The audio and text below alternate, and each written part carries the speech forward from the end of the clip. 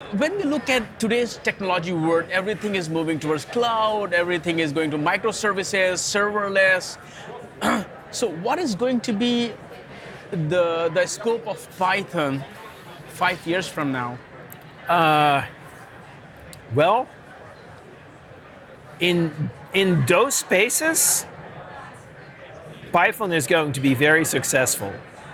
It's going to be in all the tools. People are going to write serverless applications in Python. People are going to write server-full applications in Python like they've always done.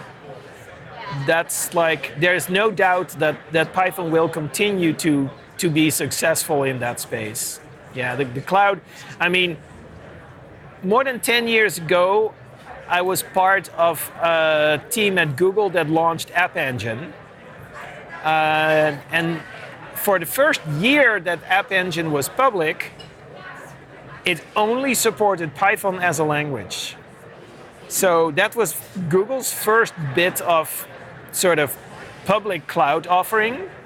Now they have a lot more, but that was Python. And so Python has always been in the cloud. I mean, Python has always also been a very important application for developing web applications.